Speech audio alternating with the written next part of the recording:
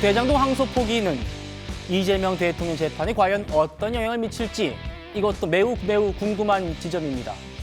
일단 정성호 법무장관은 대통령과 이번 사건은 전혀 무관하다라고 선을 긋고는 있습니다.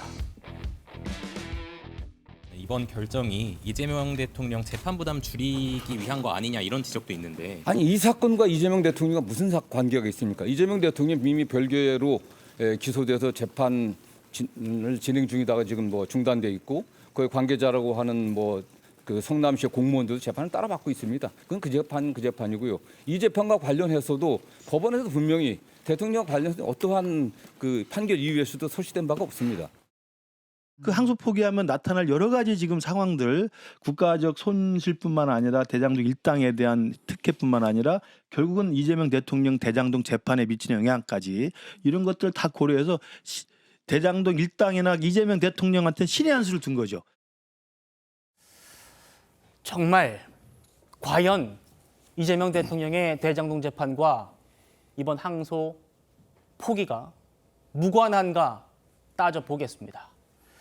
1심 재판부는 대장동 민간업자들의 배임 혐의를 인정하면서도 법 적용을 특경법상 배임이 아니라 형법상 배임을 적용했습니다. 최 의원님, 같은 배임죄입니다만 형량 차이가 꽤 크다고 들었거든요. 그런데 이번에 특경법상 배임이 무죄가 확정된다면 이재명 대통령에게는 어떤 영향이 있는 거예요? 이재명 대통령과 정진상 그 정책실장도 사실은 별도의 배임죄 재판을 받고 있습니다. 아마 그 배임죄 재판의 공소 그 제기 사유 중에서도 특정경제범죄 가중처벌법상의 배임죄 부분이 혐의가 들어가 있을 거예요. 자, 그런데 똑같이 지금 들어가 있거든요. 김만배나 유동규 뭐 이런 사람들에 대해서도 들어가 있고요.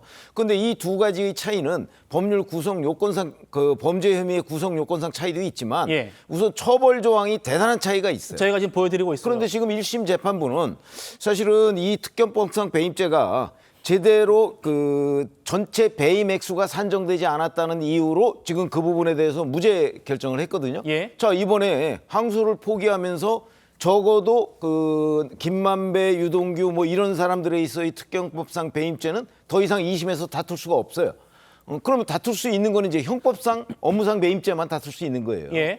그렇기 때문에 형량 자체가 대단히 줄어들고 그 형량을 좀 볼게요. 그러니까 특경법상 배임죄는 최고 형량이 무기징역인데 형법상 배임은 최고 형량이 10년이네요. 10년 이하 이렇게 돼 있죠.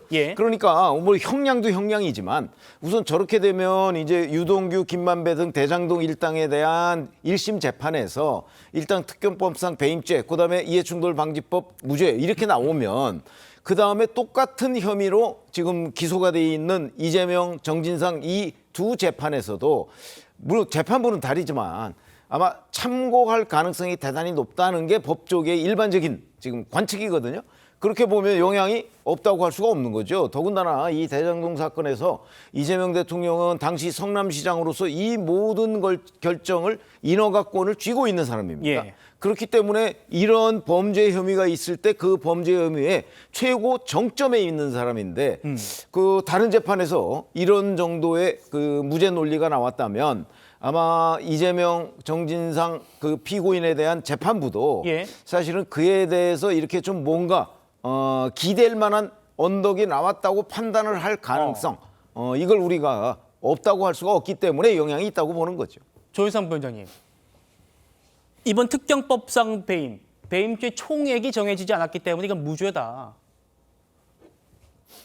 2심 이거 이제 다룰 수 없잖아요. 항소 포기했기 때문에 형법상 배임만 다룰 수 있게 되는데 지금 민주당에서 이 형법상 배임죄 폐지 추진하고 있지 않습니까? 만약에 형법상 배임죄마저 폐지가 되면 그러면 어떻게 되는 거예요?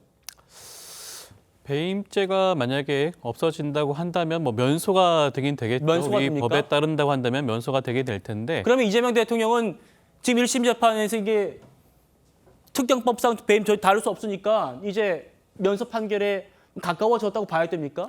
배임죄는 특경법이든 형법이든 상관이 없습니다. 동일한 배임죄를 구성하는 것이기 때문에 배임죄가 폐지가 된다면 그렇게 될 가능성은 있겠죠. 그렇지만 아직까지 배임죄 폐지가 확정이 된 건 아니고요. 예. 그런 논의가 있을 뿐입니다. 지금 당장 이 부분을 이재명 대통령의 형사사건과 연결짓는 것은 좀 부당하다고 보고요. 이재명 대통령의 사건의 경우에 살펴보게 되면 지금 배임죄 폐지에 대한 논의가 나온 것은 이재명 대통령이 아니라 오랜 경제계의 수건 사업 중에 하나였습니다. 경제계 입장에서는 경제적 판단에 대해서 형사 처벌하는 것이 적절한가에 대한 그런 의문이 제기돼 왔죠. 그러한 예. 부분에서 이런 배임죄 폐지 논의가 있는 것이라고 하겠고요. 그리고 이재명 대통령의 형사 사건과 이번 대장동 일당 형사 사건은 분리되어 있는 사건입니다. 별개의 사건이라고 할 수가 있겠고요. 대장동 사건 아직까지 확정되지도 않았습니다. 충분히 이재명 대통령 형사 사건에서 특경법 여부를 다퉈볼 수가 있고 검토할 수 있는 그런 여지가 여전히 남아 있다고 하겠고요. 그런 부분들에 대해서는 추후에 형사 재판을 통해서 충분히 판단받을 수도 있다고 보여지는 것이고요. 예. 그리고 제가 또 말씀을 좀 드리고 싶은 부분은 기본적으로 이러한 사건이 특경법상 배임죄를 구성할 수가 있느냐의 문제입니다. 우리 대법원은 이미 확립된 입장이 있어요. 도시개발 사업의 경우에는 미래 수익을 예측하기가 굉장히 곤란합니다. 그렇기 때문에 이러한 경우에는 특경법상 배임죄를 구성하는 그 배임액을 확정짓기가 굉장히 어렵다는 것이 다른 판결에도 나오고 있거든요. 예. 이번 형사재판 1심의 판결문도 그러한 대법원의 입장을 충실히 따른 것뿐입니다. 그렇기 때문에 이것은 처음부터 검찰 차원에서는 특경법이 아니라 뇌물죄라든가 그런 식으로 구성을 했었어야 함에도 불구하고 네. 이러한 부분들을 제대로 입증하지 못했기 때문에 배임죄로 간 거 아니겠습니까? 그렇다고 한다면 이것은 당초 수사를 했던 검사한테 책임을 물어야 될 부분이라고 하겠지 법원 입장에서는 기존 판례대로 판단한 게 아닌가 싶고 아마 그 재판 결과는 뭐 이재명 대통령의 그런 업무상 배임죄 부분도 마찬가지로 판단받을 가능성은 여전히 높지 않을까라는 부분도 뭐 충분히 납득할 수 있는 부분입니다. 알겠습니다.